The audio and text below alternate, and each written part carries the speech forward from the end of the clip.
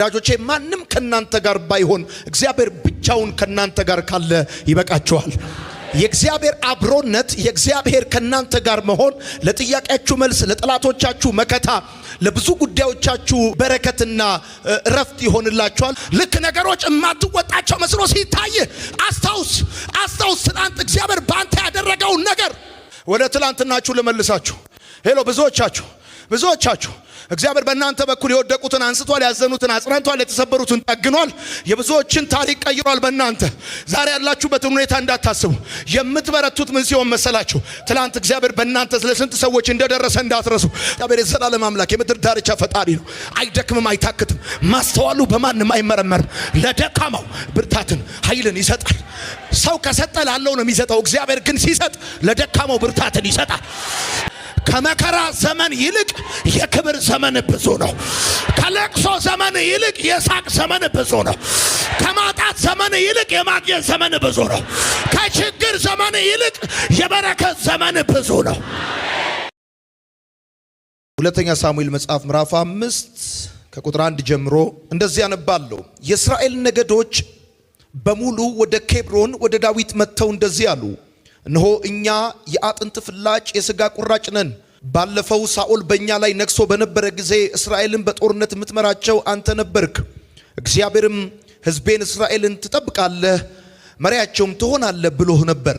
ስለዚህም የእስራኤል ሽማግሌዎች በሙሉ ወደ ኬብሮን መጡ። ንጉሥ ዳዊትም ኬብሮን ላይ በእግዚአብሔር ፊት ከእነርሱ ጋር ቃል ኪዳን አደረገ።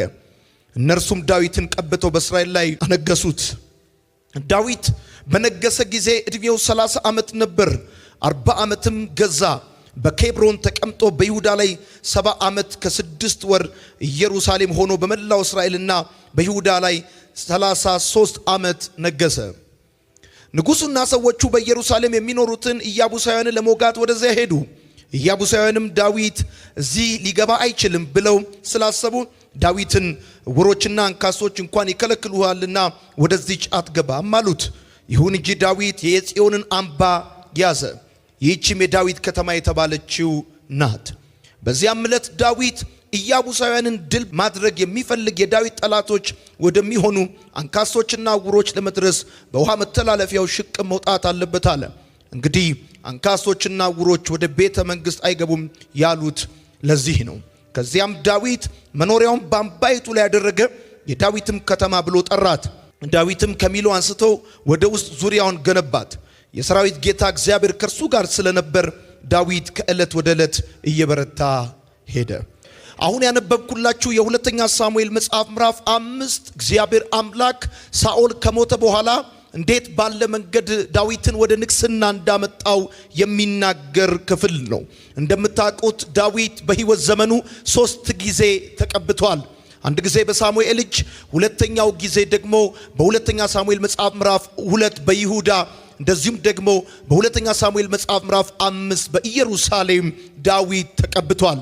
እንደነዚህ አይነት ነገሮች በሌሎች ሰዎች ሕይወት ውስጥ ሲሆን ፈጽሞ በመጽሐፍ ቅዱስ ውስጥ አታዩም። የትኞቹም ነገስታቶች የትኛውም ሰው 3 ጊዜ ሲቀባ አታዩም። አንደኛ ሳሙኤልና ሁለተኛ ሳሙኤል መጽሐፍን ስታነቡ እግዚአብሔር እንዴት አድርጎ ዳዊትን ወደ ንግስና እንዳመጣው የምታዩበት ክፍል ነው። እግዚአብሔር ከዳዊት ጋር ስለነበረ በየቀኑ ዳዊት እየበረታ ሄደ ብሎ ይናገራል። በሌላም ቦታ ደግሞ በዳዊት ቤትና በሳኦል ቤት መካከል ለረጅም ዘመን ሰልፍ ነበረ። ነገር ግን የጦር አቅም ያለው የታክስ አቅም ያለው አደረጃጀት ያለው አማካሪ ያለው ሳኦል እየደከመ እንጀራ እየለመነ የሚበላ አንድ ምስኪን እረኛ ዕዳ ያለባቸው ምስኪን ሰዎች የተከተሉት እየበረታ ሄደ።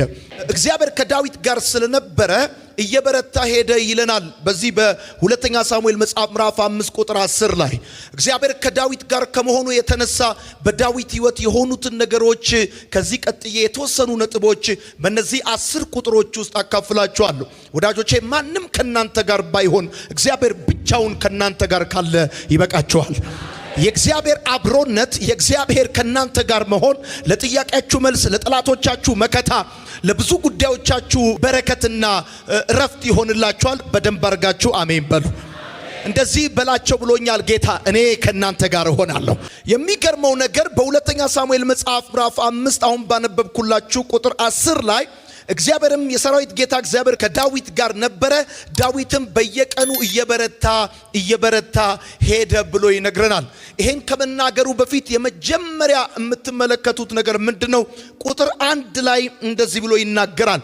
የእስራኤል ሰዎች ሁሉ ወደ ዳዊት መጥተው እንደዚህ ያሉት ይላል፣ እኛ የአጥንት ፍላጭ የሥጋ ቁራጭ ነን አሉት ብሎ ይናገራል። ይሄ ጊዜው ሳኦል የሞተበት ጊዜው መሪ በእስራኤል ላይ ያልነበረበት ክፍተት የተፈጠረበት የእስራኤል ወታደሮች የተሸነፉበት በሳኦል ቦታ ምትክ የሚፈለግበት ጊዜ ነበረ። የእግዚአብሔር አብሮነት እንዴት እንደሚያበረታችሁ ነው አሁን ዛሬ የምነግራችሁ። እግዚአብሔር ከዳዊት ጋር ነበረ፣ ዳዊትም እየበረታ ሄደ ተብሎ እንደተጻፈ የእግዚአብሔር አብሮነት በሕይወታችሁ ላይ ምን ውጤት እንደሚያመጣ በዚህ ዓመት ተጨባጭ የሆነውን ፍሬ ዛሬ አካፍላችኋለሁ። እና እንደዚህ ይላል የእግዚአብሔር ቃል ሲናገር፣ የእስራኤል ሰዎች ሁሉ ወደ ዳዊት መጡ ይልና እነዚህ ሰዎች ወደ ዳዊት የመጡበትን ጊዜ ብታዩ ሳኦል የሞተበት ነው፣ የእስራኤል ወታደሮች የተሸነፉበት ነው፣ እንደዚሁም ደግሞ ንጉሥ ያልነበረበትና በአመራር ክፍተት እንደ ሀገር የነበረበት ጊዜ ነበርና እነዚህ ሰዎች መጥተው የእስራኤል ሽማግሌዎች ወደ ዳዊት መጥተው ያሉት እንደዚህ ነው፣ እኛ የአጥንት ፍላጭ የሥጋ ቁራጭ ነን ብለው አሉት ይላል። ይሄ በአጭር አማርኛ ምን ማለት ነው? አክሴፕት አርገናል።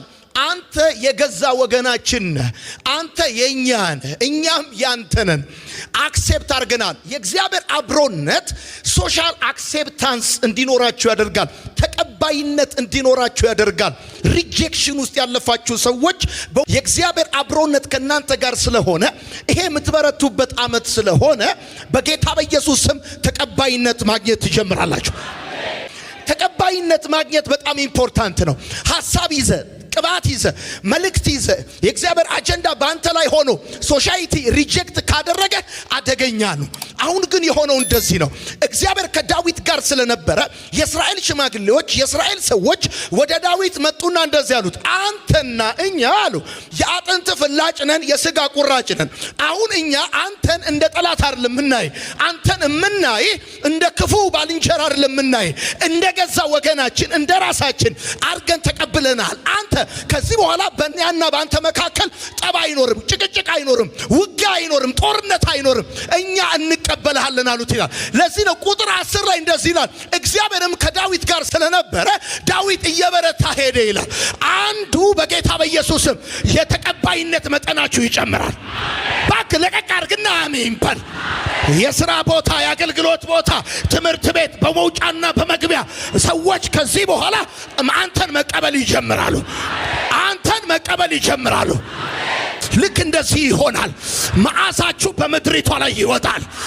ተቀባይነታችሁ አድማሱ ይጨምራል። ሰዎች ቀኛቸውን ይሰጧቸዋል።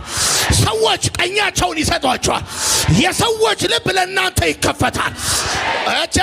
የሰዎች ልብ ለእናንተ ይከፈታል። ዝግ ልቦች ሁሉ ለእናንተ ይከፈታሉ። ትወጣላችሁ፣ ይከናወንላችኋል። ቁጥር 10 ምንድነው የሚለው? የሰራዊት ጌታ እግዚአብሔር ከዳዊት ጋር ነበረ፣ ዳዊትም በየቀኑ እየበረታ ሄደ ይላል። አንደኛው ቁጥር ላይ ግን እንደዚህ ነው የሚለው፣ የእስራኤል ሰዎች ይገርምሃል፣ ቀላል ሰዎች እንዳይመስሉ፣ የእስራኤል ሰዎች ዝም ብሎ ሰዎች እንዳይመስሉ። ሙሴን በምድረ በዳ እንዴት አድርገው እንዳስጨነቁት ታስታውሳል። በጣም እልከኛ ሰዎች ናቸው። በጣም አደገኛ ሰዎች ናቸው። በጥቂት ነገር የማይረኩ ሰዎች ናቸው።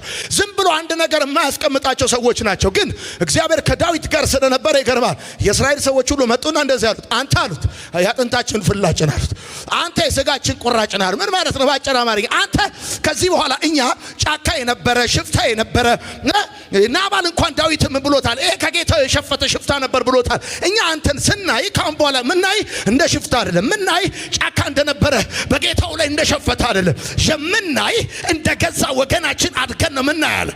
በጌታ በኢየሱስ ክርስቶስም ስለናንተ አገሪቷ ላይ የወጣ ባድ ኢሜጅ የተመታ ይሁን። በጌታ በኢየሱስም ይመታ።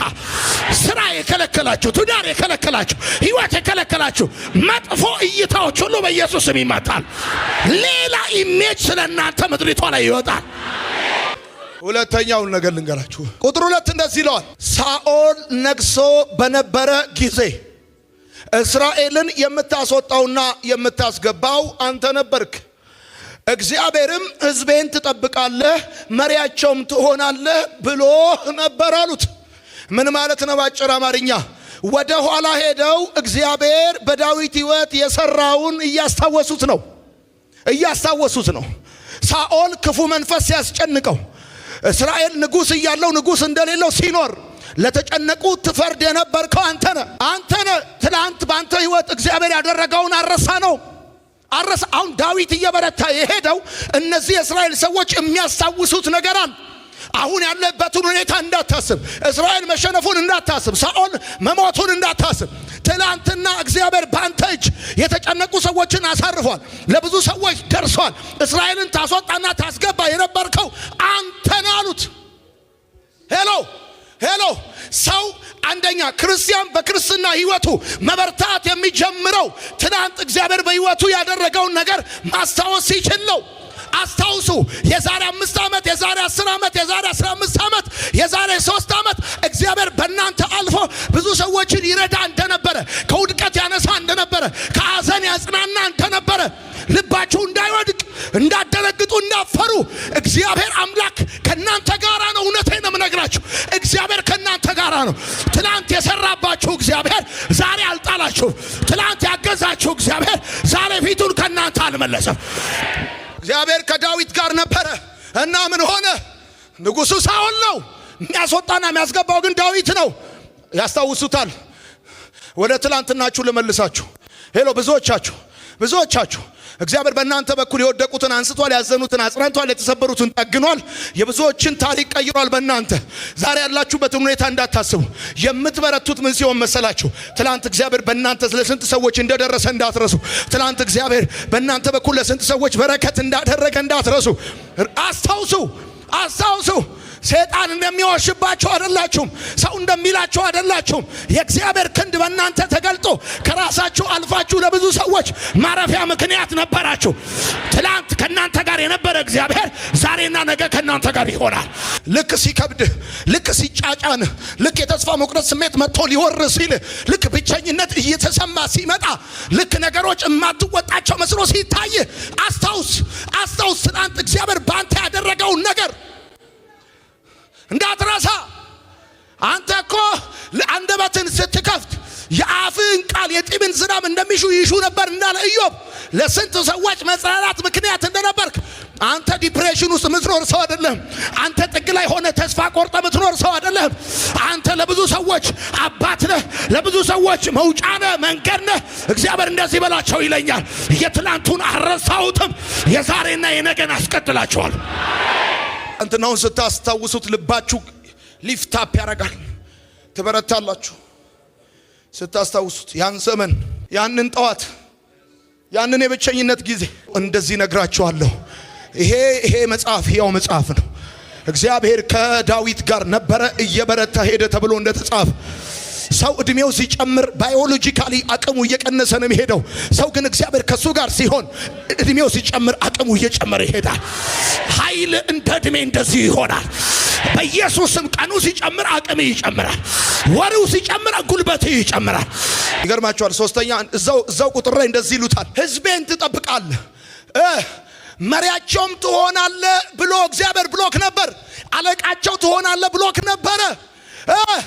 አንተ ብትረሳውም እኛ አረሳነው። እግዚአብሔር ያለህን ነገር ከብዙ መውጣትና መውረድ የተነሳ የማይሆን መስሎ ሊሆን ይችላል። ግን እግዚአብሔር ዘመን ቆጥሮ ያተናገረ ሊፈጽም ዛሬ መጥቷል እና ብሎሃል። ሕዝቤን ትጠብቃለህ መሪያቸው ትሆናለህ ብሎሃል። እኛ እናውቃለን። ረስተህ ከሆነ እኛ አረሳንም። እኛ ያስታውሱታል። አረሳንም። እግዚአብሔር ብሎሃል። ያለክ ትክክል ነው። ያለክ እውነቱን ነው። የማያደርገውን አላለህም። ፈተና በስቶብ ሊሆን ይችላል። መውጣት መውረድ አጋጥሞ ሊሆን ይችላል። ከመውጣት ከመውረድ የተነሳ እግዚአብሔር ካንተ ጋር አይደለም ማለት አይደለም። እኛ ምስካሪዎች ነን ብሎሃል። ሰምተናል። በነገራችን ላይ በሳሙኤል እጅ ዳዊት ከተቀባ በኋላ 2 ጊዜ በይሁዳና በኢየሩሳሌም ተቀብቷል። ሁለት ጊዜ በይሁዳና በኢየሩሳሌም የተቀባው የመጀመሪያው ስላልተቀባ ሳይሆን ሁለት ጊዜ የተቀባው አክሴፕታንሳቸው ለማሳየት ነው ህዝቡ የቀባው። በኬብሮን የቀቡት ለምሳሌ ተቀብለናል አንተን ተቀብለናል ለማለት ነው። እና እንደዚህ ይሉታል ህዝቤን ትጠብቃለህ መሪያቸውም ትሆናለህ እግዚአብሔር ብሎሃል አለቃ ትሆናለህ ብሎሃል። ሄሎ አንድም ትላንት እግዚአብሔር በህይወታችሁ ያደረገውን አስታውሱ። ሁለትም ያላችሁት እዚህ በላችሁ ያላችሁን አስታውሱ። ያላችሁ እናንተ እንኳን ብትረሱት እነዛ ኪራይ ቤቶች አይረሱም።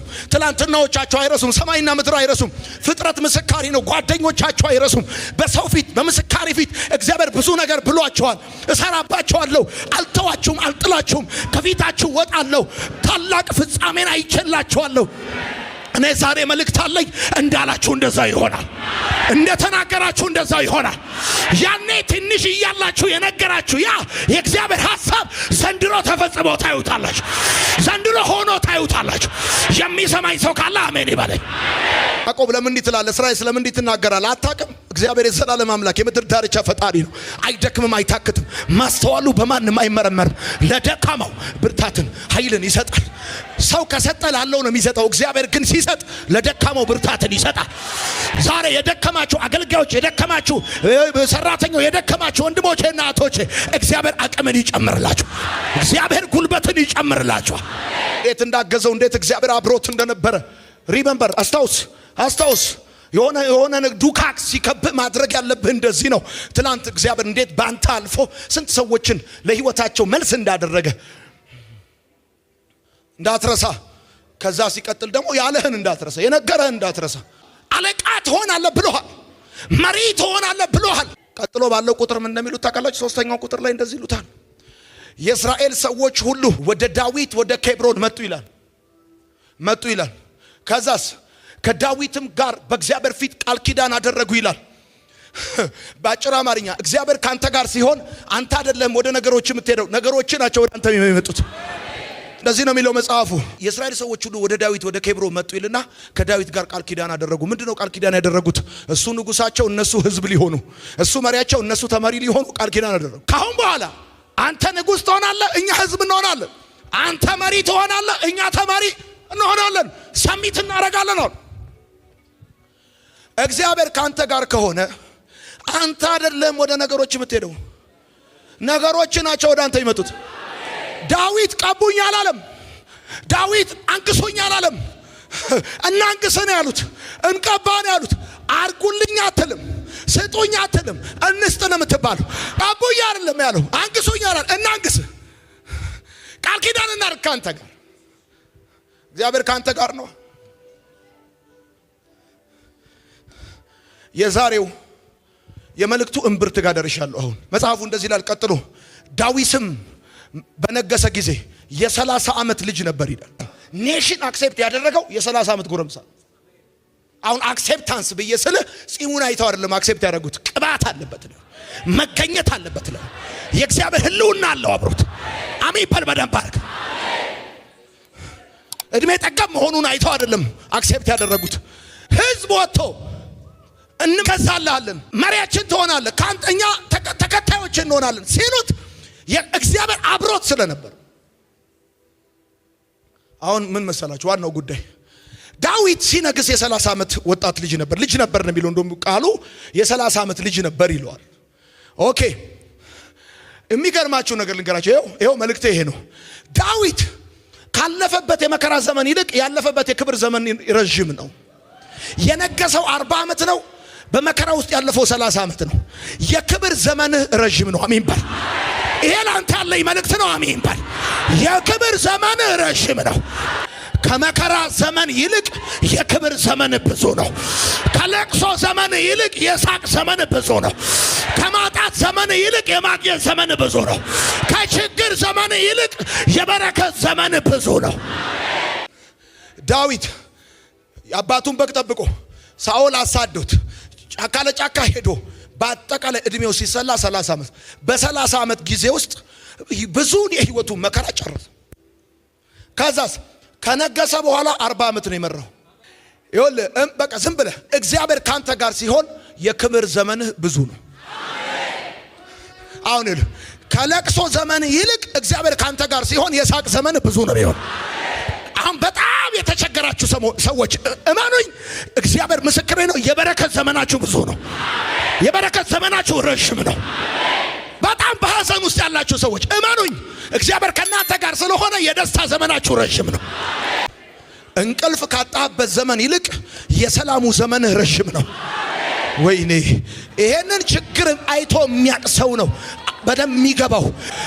ከብቸኝነት ዘመን ይልቅ እግዚአብሔር የጉብኝት ዘመን ረጅም ነው። ረጅም ነው።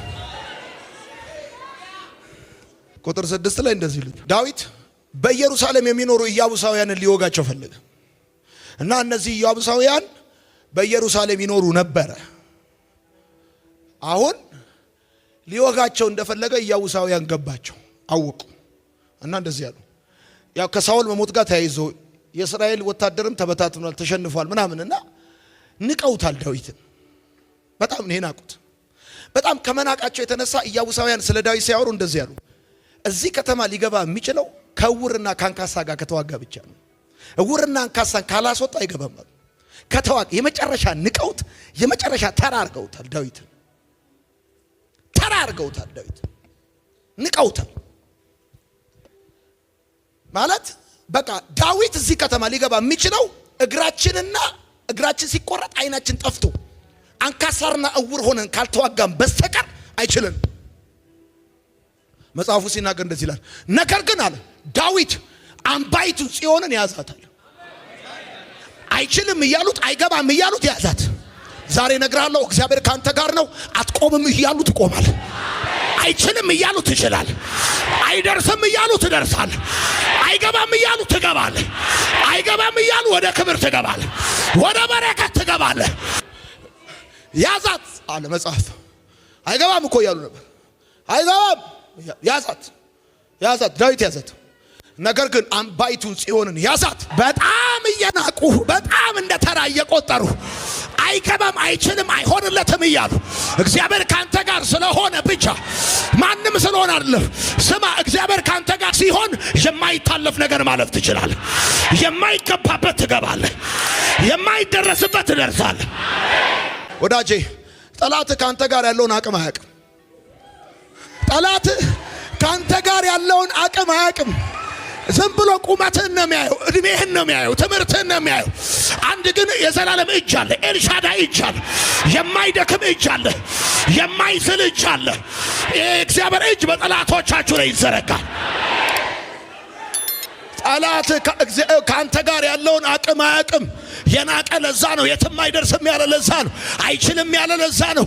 ግን ይገርማል፣ ከእግዚአብሔር አቅም የተነሳ ከእግዚአብሔር ጉልበት የተነሳ አትችልም የተባልከውን ነገር ችለህ ማየት ይሆናል። ይሄ ብቻ መሰለን ዳዊት እንደዚህ ያለ ያዛት ብቻ አይደለም የሚለው የዳዊትን ጠላቶች እነዚህ አንካሳና ዕውር ብለው የቀለዱበትን የሚመታ ካለ በወንዙ በኩል ይውጣ አለ ዳዊት። በነገራችን ላይ እግዚአብሔር ካንተ ጋር ከሆነ ሰዎችም ካንተ ጋር ይሆናሉ። ብቻህን አትዋጋም፣ ብቻህን አትወጣም፣ ይከተላል። አልሰማኸኝም? ዳዊት ብቻውን አይደለም የሚዋጋው፣ የሚዋጉለት አሉ፣ የሚያበረቱት አሉ፣ አብረውትም ይቆሙ አሉ።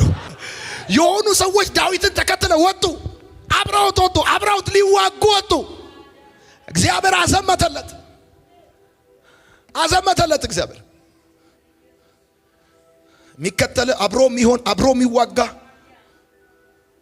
አይሰው የሚል አለን። እናገለግላለን። ልብ አይውደቅ። የሚመጣውን ነገር አብረን እንካፈላለን። እግዚአብሔር ካንተ ጋር ሲሆን ሰዎች ካንተ ጋር አለመሆን አይችሉም። ዋን ፕላስ ጋድ ኢዝ ማጆሪቲ። አንተና እግዚአብሔር ስትደመሩ ማጆሪቲ ናቸው። አብላጫውን እጅ ትይዛለህ። ሁለት ቃል።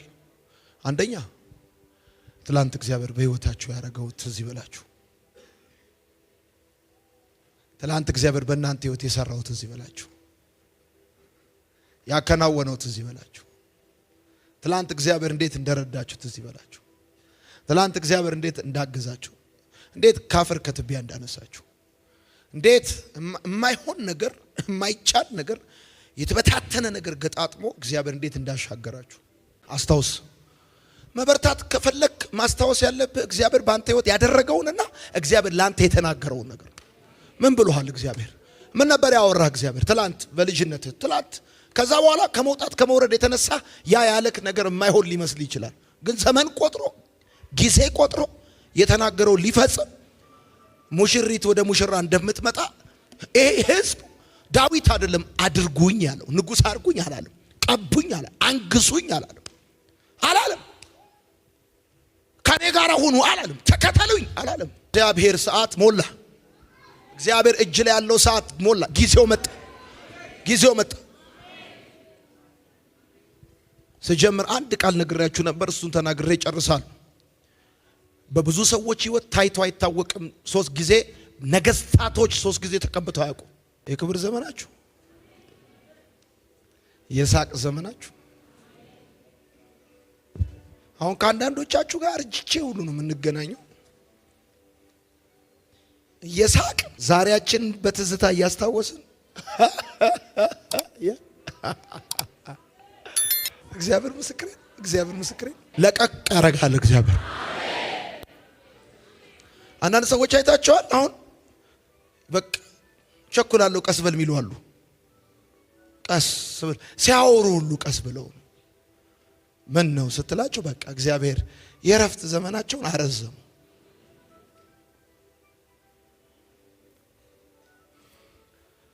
እግዚአብሔር ከናንተ ጋር ነው። በደንብ አሜን በሉ። ሰማይ ከናንተ ጋር ነው። ሰማይ ከናንተ ጋር ከሆነ ምድር ከናንተ ጋር ባይሆን እየበረታችሁ ትሄዳላችሁ።